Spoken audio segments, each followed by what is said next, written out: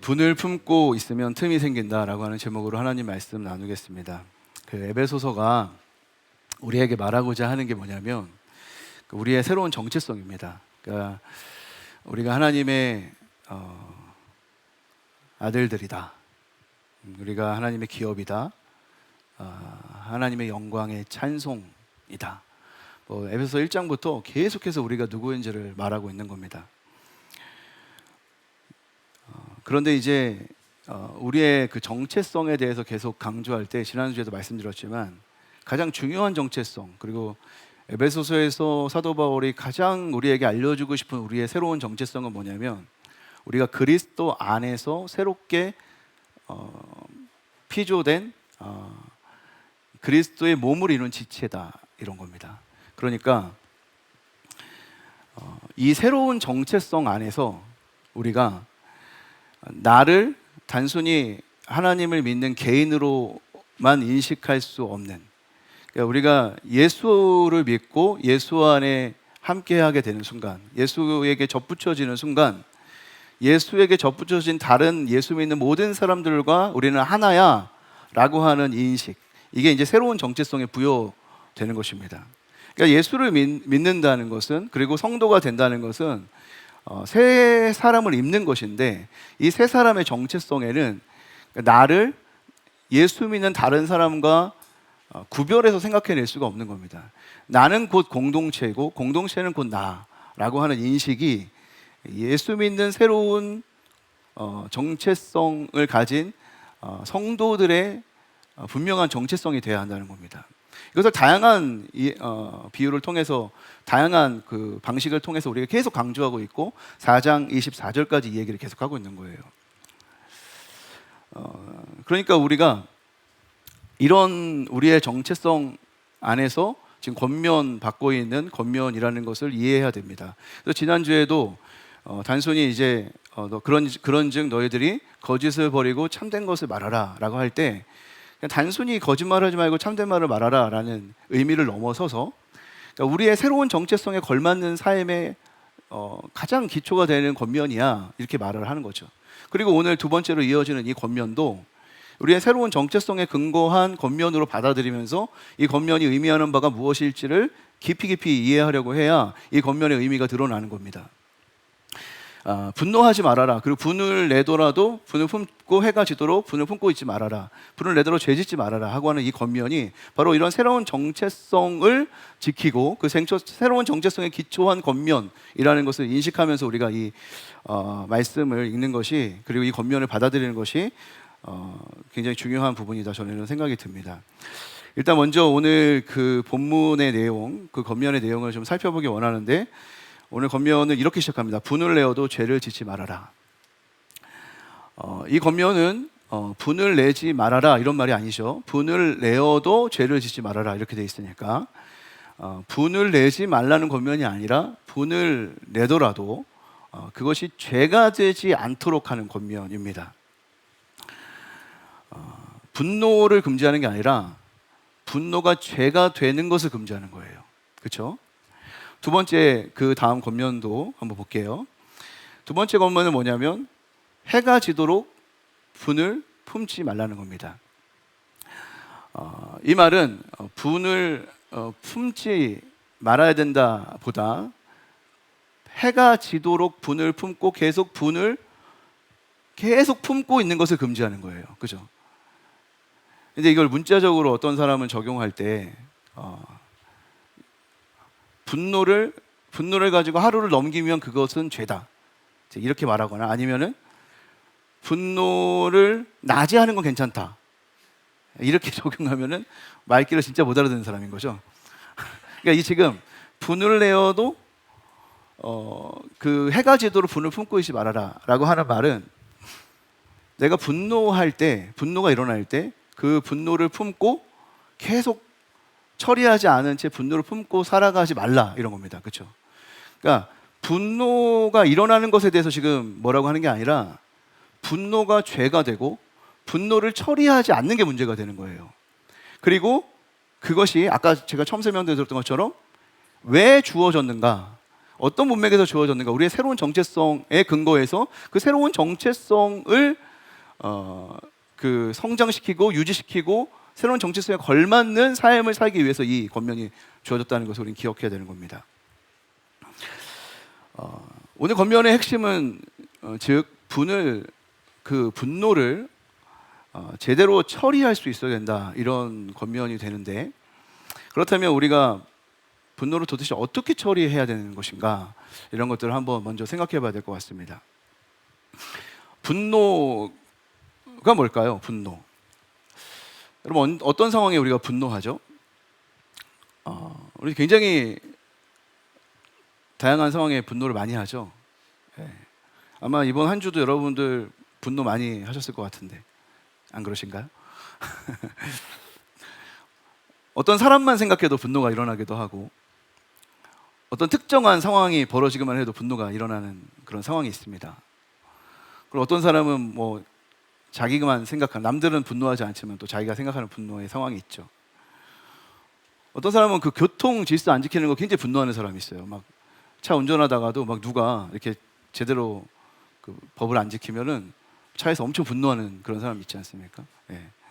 그리고 어떤 사람은 약속에 되게 민감해가지고 약속 늦으면 막 굉장히 분노하는 사람이 있어요. 다 아마 각자 되게 분노하는 사람이 있다든지 분노하는 상황이 있을 겁니다. 근데 이제 우리가 분노라는 게 다양한 방식으로 표출될 수 있다는 것을 좀 알아야 됩니다. 우리가 분노라는 말을 들으면 분노가 항상 어떤 공격적인 방식으로 표출될 때 그것을 분노라고 생각할 수 있지만, 사실은 막 우리가 분노하면서 막 폭력을 행사하고 막 소리를 지르고 감정적으로 격양된 반응을 보이는 것만 분노가 아니라, 분노라고 하는 것은 그런 방식으로 표출되지 않더라도 일어날 수 있는 일이죠. 아주 냉담하고 차가운 방식으로도 분노가 일어납니다. 최근에 이제 뉴스 보셨겠지만 송도에서 엄청 끔찍한 일이 일어났죠. 총기 사건, 그렇죠? 그 총을 가지고 아버지가 아들을 죽인 사건입니다. 그것도 그 아들의 자녀들이 또 배우자가 있는 그 생일 자리에서 살인이 일어난 사건인데 엄청 충격적인 일입니다. 이혼한 전처의 아들, 그러니까 자기 아들이죠. 그렇지만 이혼한 전처에 대한 어떤 분노가 있었을 것이고 또 아들에 대한 분노가 있었을 것이다, 뭐 이렇게 추정합니다. 지금 조사 중이니까 정확하게 그 이유를 알 수 없고 범행의 동기는 잘 알 수 없지만 굉장히 충격적인 일이고, 제가 그 기사에서 되게 충격을 받았던 거는 20년 전에 그 총기와 그 산발탄을 준비했다는 거죠. 그러니까 무슨 말이냐면 우리는 분노가 그 총격의 현장에서만 일어난 것처럼 생각할 수 있지만, 사실은 그 분노는 계속 처리되지 않은 채 냉담하게 작용하고 있었던 거죠. 그것은 그는 이미 분노하고 있었던 겁니다. 아주 오랫동안. 분노는 이렇게 다양하게 표출될 수 있죠. 당장 격양된 감정과 폭력을 사용해서 표출될 수도 있고, 잠재되어서 표출될 수도 있습니다. 냉담한 반응으로, 복수의 반응으로 나타날 수 있죠. 그러나 그 분노의 감정이 일어나게 되는 그 본질이 뭐냐, 그 분노라고 하는 감정의 본질이 뭐냐 라는 것을 우리가 생각해 보면, 그것이 막 격양된 반응으로 폭력적으로 표출되든 그렇지 않든 그 본질은 다 똑같습니다. 그것은 내가 원하는, 내가 생각했을 때 옳다고 생각되는 방향으로 흘러가지 않을 때, 상황이라든지 어떤 사람이, 환경이 내가 이것이 옳다라고 생각하는 방향이 아닌 것을 느낄 때, 뭔가 이게 잘못되어 가고 있구나라고 느낄 때 느껴지는 굉장히 불쾌한 반응, 이게 이제 분노의 감정입니다. 그러니까 이 감정이 드러났느냐 드러나지 않았느냐와 상관없이, 사실은 어떤 상황 속에서 내가 이거는 잘못됐어, 이건 아니야 라고 하는 아주 불쾌한 감정이 그 분노의 핵심이라는 것입니다. 그러니까 이 분노의 핵심에는 뭐가 있는 거냐면 언제나 판단이 있습니다. 판단. 이건 지금 잘못되어 가고 있는 거야, 이거 지금 아니야 라고 하는 판단이 항상 그 중심에 있는 거죠. 그래서 분노를 잘 관찰하면요, 그 사람이 누구인지를 알 수가 있습니다. 그 사람이 도대체 뭐에 분노하고 있는가를 보면 그 사람의 가치 판단의 기준이 나오는 거고, 그 기준을 보면 그 사람을 볼 수가 있는 거죠. 분노라고 하는 것이요, 언제나 자기가 옳다고 하는 상황에서 발생하는 겁니다. 이건 아니지 않아? 자기가 판단했을 때 이건 아니지 않아? 라고 하는 자신의 어떤 판단, 이것은 충분히 그래서 분노할 수밖에 없는 상황 아니야? 라고 하는 자신의 판단에서 근거하는 거예요.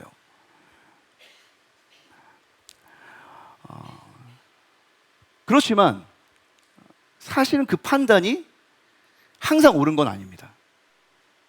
분노하고 있는 자기는 그게 옳다고 생각하기에 분노하는 거지만 당연히 옳으니까 그게 분노할 수밖에 없는 거예요.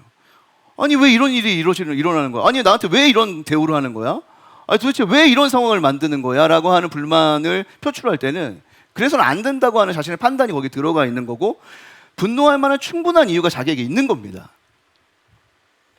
그러나 여러분 생각해 보시면 그 판단이 언제나 옳은 건 아니죠. 그러니까 우리 여기서 굉장히 소중한 사실을 발견하게 되는데, 그건 뭐냐면 분노가 나쁜 게 아니라 분노하게 하는 판단의 기준이 나쁠 때 그 분노가 나쁘다는 것입니다. 내가 분노하게 되는 판단의 기준이 왜곡되면 그 분노는 악한 분노가 되는 거고, 그 분노하게 되는 기준이 선하고 의로울 때 그것은 선한 분노가 되는 겁니다. 아담과 하와의 아들이었던 가인과 아벨은 하나님께 제물을 드렸죠. 그런데 하나님께서 아벨의 제물은 받으시고 가인의 제물은 받지 않으셨습니다. 그때 가인이 굉장히 분해서 안색이 변하게 됩니다. 가인이 왜 화가 났을까요? 우린 당연히 알 수 있죠. 아니 왜 아벨의 제물은 받으시고 나의 제물은 하나님 받지 않지? 하나님에 대한 분노가 있었겠죠. 아니 아벨 죄가 뭔데? 아벨은 왜 하나님이 잘해주시고 왜 나는 이렇게 살아야 되지? 라고 하는 분노가 있으면서 하나님에게 더 축복을 받고 있는 아벨을 보는 게 부당하다고 생각했죠. 아니 어떻게 아벨이 저런 대우를 받아야 돼? 왜 나는 이런 대우를 받고 있는데 왜 쟤는 저런 대우를 받아야 돼? 라고 하는 분노가 있었겠죠. 그러니까 자기가 생각했을 때 지금 벌어지고 있는 이 상황은 너무 부당하고 잘못됐다고 생각했기 때문에 가인은 화가 났습니다. 이건 말이 안 돼. 왜 내 재산을 안 받아주고 아벨의 재산을 받아주는 거야? 그건 말이 안 돼. 자기의 생각 속에 그 판단의 기준 속에서는 이것은 분노할 수밖에 없는 상황이라고 판단했기 때문에 분노한 거예요. 하나님에게도 화가 났고 아벨에게도 화가 났습니다. 그런데 여러분, 여호와께서 그 분노하고 있는 가인에게 찾아오셨죠. 그래서 뭐라고 말씀하셨냐? 이렇게 말씀하셨습니다. 네가 왜 분해서 안색이 변했냐? 그러면서 이어서 이렇게 말씀하십니다. 네가 선을 행하면 어찌 낯을 들지 못하겠느냐? 너 왜 화났어? 너 정말 선을 행했다면 나를 보고 얘기할 수 있잖아. 이렇게 얘기한 거죠. 근데 정말로 만약에 가인이 정당하면 하나님 앞에 이렇게 말했겠죠. 하나님, 왜 저의 예배를 받지 않으신 거예요? 이렇게 말했겠죠. 근데 주님이 가인에게 이렇게 말했어요. 너 왜 화가 났어? 너가 정말 선을 행했다면 내 얼굴을 보고 얘기할 수 있을 거 아니야. 이렇게 말한 거죠.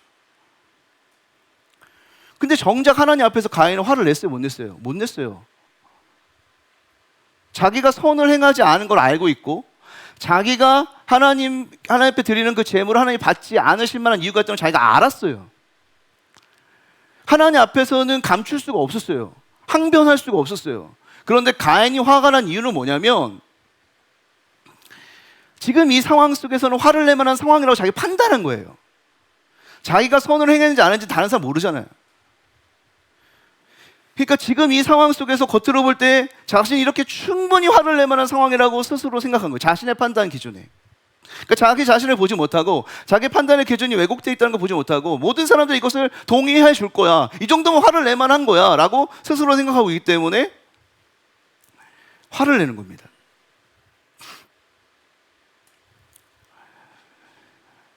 그때 하나님께서 가인에게 뭐라고 말씀하시냐면 이 분노 가운데 있는 가인에게 이렇게 말씀하십니다. 죄가 너를 원한다. 이 분노 가운데 있는 가인에게 이렇게 말한 거예요. 죄가 너를 원한다.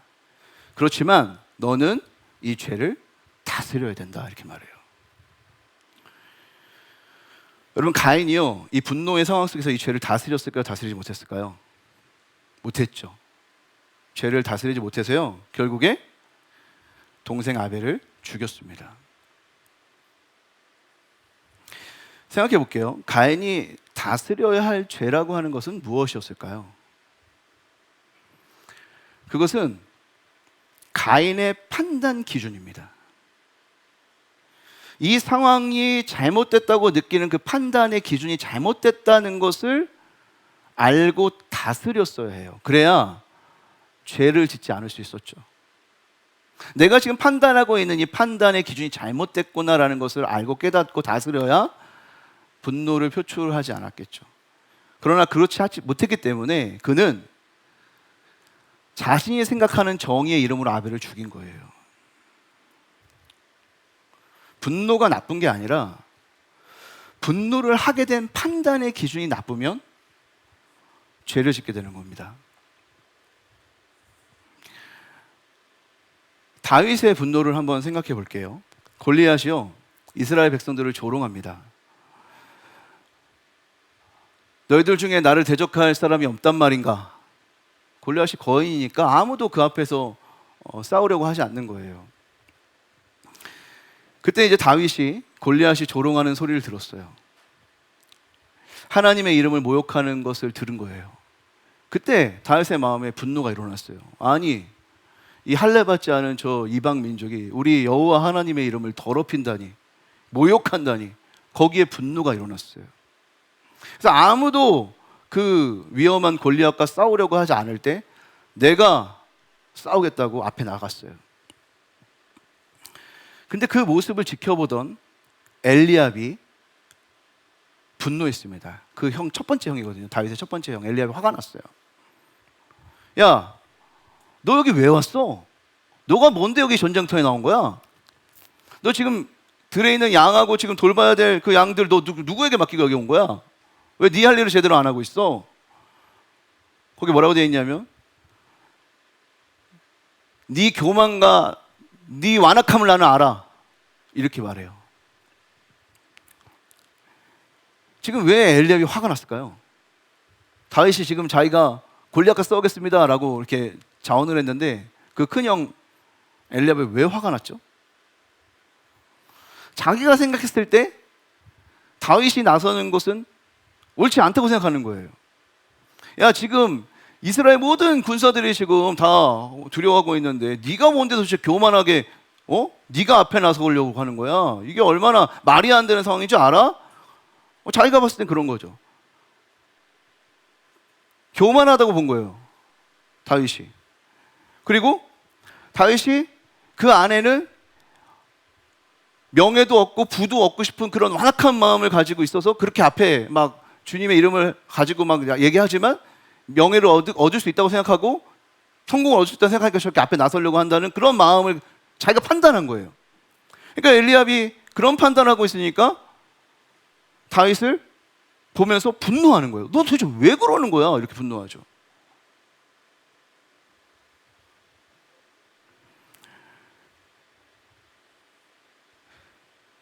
그런데 여러분 보세요. 사실은 다윗이요, 자신을 무시하고 있잖아요. 형이 네가 뭔데 양이나 돌보지 여기 와왔어? 라고 무시하고 있는 거잖아요. 근데 거기에 분노 안 해요. 자신을 지금 오해하고 있잖아요. 자기 지금 정말 주님의 이름에 모욕당하는 것에 분노하고 거기에 그것 때문에 지금 저 앞에 나가는 건데 오해하고 있잖아요. 형이 뭐 내 명예나 내 영광을 위해서 뭔가 마치 나가는 것처럼 완악하다고 얘기하고 있잖아요. 그러니까 얼마나 지금 다윗이 분노할 만한 상황이에요. 여러분, 우리가 정말 분노할 수밖에 없는 상황 아니에요? 나를 무시하고 내 의도와 내 모든 그 동기를 왜곡하고 오해하는 이 상황에 처하면 여러분 우리가 분노할 수밖에 없잖아요.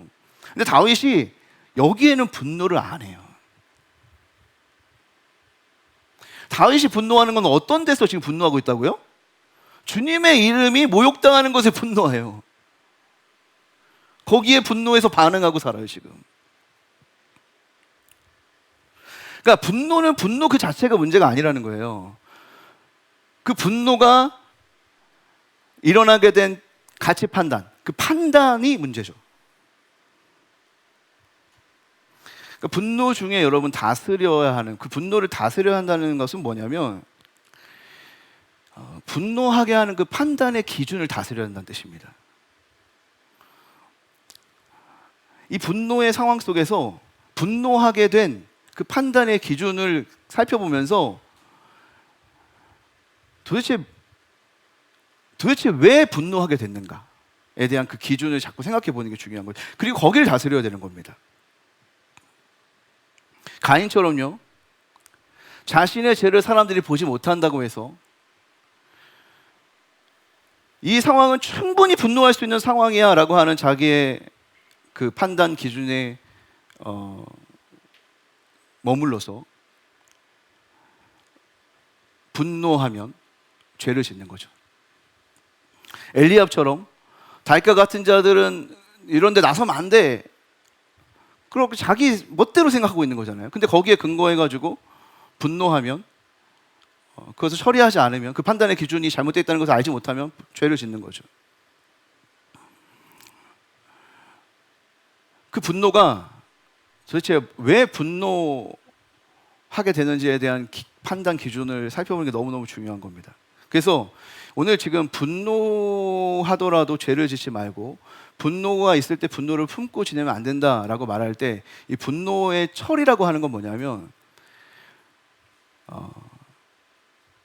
분노하게 하는 그 판단의 기준을 돌아보는 일입니다. 단순히 분노를 멈추는 게 중요한 게 아니에요. 왜냐하면 오늘도 말하지만 분노를 품고 있지 말라고 하잖아요. 그러니까 해결되지 않는 분노는 반드시 문제를 일으키거든요. 근데 이게 어려운 게 뭐냐면, 분노라고 하는 그 감정 자체가 내가 옳다고 생각하는 데서부터 일어나는 일이에요. 이건 말이 안 돼, 이건 일어날 수 없는 일이야 라고 하는 그 자신의 판단으로부터 분노가 일어나는 것이기 때문에 이 분노의 감정을 다스리고 죄를 짓지 않는 게 너무너무 어려운 일입니다. 그러나 그럼에도 불구하고 제가 여러분에게 말씀드리고 싶은 거는, 분노를 다스리라, 그러니까 분노를 처리하라고 하는 이 말은 단순히 분노해도 폭력적인 반응을 하지 말아라, 분노할 만한 상황에 놓이지 말아라, 뭐 이런 교훈을 주님이 우리에게 하고자 하는 게 아니기 때문에 이런 얘기를 하는 거예요. 지금 분노를 처리하라고 하는 이 주님의 말씀의 핵심에는 그런 게 있는 게 아니에요. 그 판단의 기준, 나를 다스리고 있는 그 다스림이 어디에서부터 지금 일어나고 있는가, 내 판단이 지금 도대체 어디서부터 일어나고 있는가를 점검하지 않으면 나는 분노 때문에 끊임없이 죄를 짓는 사람이 될 수밖에 없다는 것을 말하고 싶은 겁니다. 여기서 마귀에게 틈을 주지 말라 이런 말을 해요. 이어서 분을 내어도 죄를 짓지 말라, 해가 지도록 분을 품지 말라, 그리고 마귀에게 틈을 주지 말라. 똑같은 얘기입니다. 분을 제대로 처리하지 않는 것은 마귀에게 틈을 주는 거예요. 이 틈이라고 하는 건 뭐냐면 공간을 말하는 거예요. 공간, 그죠? 마귀에게 공간을 내어주지 말라는 거예요. 이 공간이라고 하는 이 말의 의미는 뭐냐면 거점과 어떤 지배할 수 있는 공간을 말하는 거예요. 근데 우리가 분노하는 상황에서 분노를 제대로 처리하지 못하면 우리의 마음에 그 공간을 내어주는 거라는 거예요. 공간. 이 공간이라고 하는 것은 다스림이 일어나는 곳이죠. 그러니까 아까 처음 설명드렸던 것처럼 우리의 새로운 정체성의 근거에서 이 말씀에 건면하는 바가 뭐냐면, 정말로 새로운 정체성의 근거에서 내가 그리스도의 몸의 지체의 일부로 살아가고 있다라고 하는 인식 속에서 너무너무 중요한 건 뭐냐면, 이 분노가 어떻게 우리의 공동체와 나 자신을 망치냐면, 내가 무엇인가를 판단해도 된다라고 생각하는 이 판단이 분노를 일으키는 거잖아요. 근데 그거를 제대로 처리하지 않으면 마귀가 틈을 따서 야, 너 마음대로 해도 돼, 야, 네가 생각하는 옳잖아. 이렇게 일을 한다는 거예요. 그러니까 이게 왜 문제냐면 이 교회라고 하는 것이 그리스도를 머리라고 그리스도의 지배를 받는 거거든요. 그러니까 내 지체를 내가 지배하는 거에 내 존재 의미가 있는 게 아니라 나는 나라고 하는 지체를 넘어서서 그리스도의 몸의 일부고 나는 나 자신을 다스리는 것을 넘어서서 나보다 더 높은 권위자이신 하나님과 예수 그리스도의 다스림을 받는 데 있어서 내 정체성이 형성되는 건데 이 마귀가 분노하고 있는 우리 가운데 틈타가지고 너 판단이 옳아. 너가 판단하는 게 옳잖아. 이렇게 틈을 가지고 우리가 이 지체를 깨게 만든다는 거예요. 이 지체로서 공동체를 깨게 만든다는 거예요. 그러니까 여러분 오늘 이 분노를 잘 다스리라고 하는 이 권면의 핵심에는 뭐가 있는 거냐면 사실은 다스림의 문제를 얘기하는 겁니다. 여러분 우리는 주님을 머리로 하는 주님의 몸이에요. 주님의 다스림을 받는 사람이에요. 가치 판단을 내가 하는 게 아니라 주님이 하는 거예요. 그게 우리의 정체성입니다.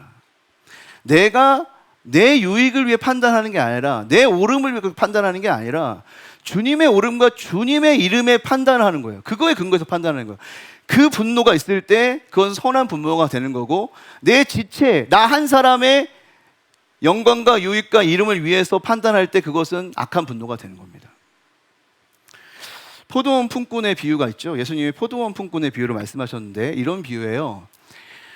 어떤 주인이 있는데 사람들이 일자리가 없어서 고민하고 막 이러고 있으니까 품꾼들을 갖다 쓰기 시작하는 거예요. 그래서 너희들 열심히 여기 내 그 포도원에서 일하면 내가 열심히 일하면 한 데나리온 줄게 이러고 9시에 가서 일꾼을 씁니다. 그래서 9시부터 열심히 6시까지 일하고 이제 한 데나리온을 받으면 되는데 그 주인이 굉장히 자비가 많은 사람이에요. 어떻게든지 많은 사람들이 포도원에 가서 일하기 원하는 거죠. 그래가지고 6시에 끝나는 일인데 5시에도 사람을 들여가지고 1시간만 일한 사람한테도 똑같이 한 데나리온을 주는 거예요. 그러면은 9시에 와가지고 일하는 사람이 5시에 일하는 사람과 똑같이 한 데나리온을 받으면 억울합니까? 억울합니까? 억울하잖아요. 아니 말이 안 되지. 나는 지금 9시간 내내 열심히 일을 했는데 아니 이제 1시간이라는 사람하고 똑같이 임금을 준다는 게 말이나 돼? 이거 진짜 너무나 황당한 상황이네. 나를 지금 바보로 하나? 이 사람의 판단 기준에 잘못된 게 있어요 여러분? 없어요. 이 사람은 지금 자기가 엄청 옳다고 생각하고 말하는 거 아닙니까?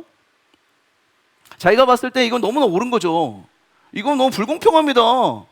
왜 이렇게 합니까? 이렇게 말하는 거죠. 그러나 그 비유의 핵심은 뭡니까? 예수님은 무엇을 얘기하고 싶은 겁니까? 하나도 불공평한 거 아니라고 말하죠. 내가 너한테 약속한 거 다 줬다. 오히려 5시에 온 사람에게는 그냥 자비를 베푼 거다. 그럼 왜 네가 억울할 일이냐? 이렇게 말하죠. 근데 여러분 이 얘기를 들어도요 여전히 우리는 모릅니다. 왜냐하면 우리에게 옳은 건 그게 아니라고 우리가 생각하기 때문에 우리의 기준에 그게 우리에게 옳은 게 아니기 때문에 그 주인의 마음 이해를 못하는 거예요. 그러니까 우리가 바라보는 세상에서는 이게 우리가 옳은 거예요 이게. 그렇기 때문에 그 주인이 이해가 안 되는 겁니다. 그러나 주인이 볼 때는 주인의 세상에서는 그게 옳은 거예요 여러분. 주인의 세상에서는 주인이 옳은 일을 하고 있는 거예요. 근데 우리의 세상에서는 우리가 옳은 일을 하고 있는 거죠. 그러나 여러분 내가 그리스도인이 되었다는 건 뭐냐면 내가 주님의 오르심에 근거해서 분노하는 겁니다. 주님의 오르심에 근거해서 한번 다시 생각해 볼까요? 여러분 한 데나리온 받은 게 은혜입니다. 주님이 정말로 그가 말하는 것처럼 그게 옳은 거라고 생각하고 우리에게 정말로 분노를 행하신다면 주님이 우리에게 진노를 죄 지은 만큼 분노를 쏟아 부으신다면 여러분 우리에게 살아남을 자가 없어요.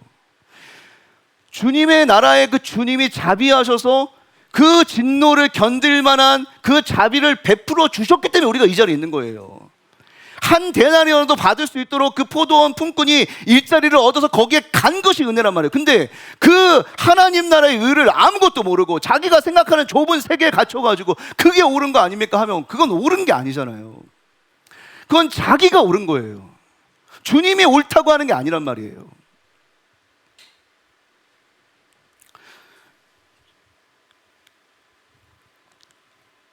주님은 진노를 쏟아부으실 때 우리가 그 진노 가운데 사라지고 심판받을까 봐 예수 그리스도께 다 진노를 쏟아부으시고 예수 안에 우리를 살게 하셨어요. 여러분, 그걸 모르고 그 판단의 기준을 가지신 하나님의 판단의 기준을 모르고 내 판단의 기준으로 모든 것을 생각하면서 화내고 모든 세상을 자기가 이해하는 것처럼 화를 내면서 이게 맞다라고 생각하면서 화를 내니까 그 분노가 처리가 안 되는 겁니다. 그러니까 여러분, 분노를 처리한다는 건 뭐냐면 판단의 기준이 주님이 되도록 하는 거예요. 하나님이 판단하시도록 나를 내어 맡기는 거고, 나를 내어 맡겨야 분노가 해결되는 겁니다. 내가 다 옳고 내가 다 맞으면 여러분 분노 해결 안 돼요. 내가 알지 못하는 나보다 더 뛰어나신 하나님이 이 세상을 다스리고 계십니다.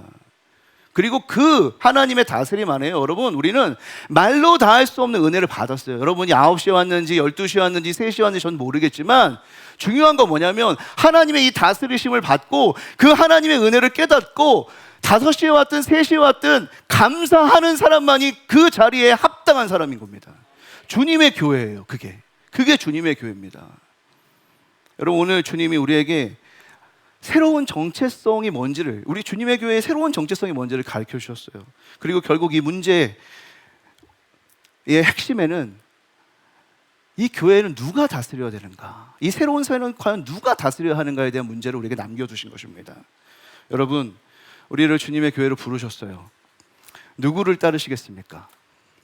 우리 주님을 따르고 주님의 다스리심이 우리 가운데 소통되어져서 주님의 교회가 세워지게 되기를 주님의 이름으로 축복합니다.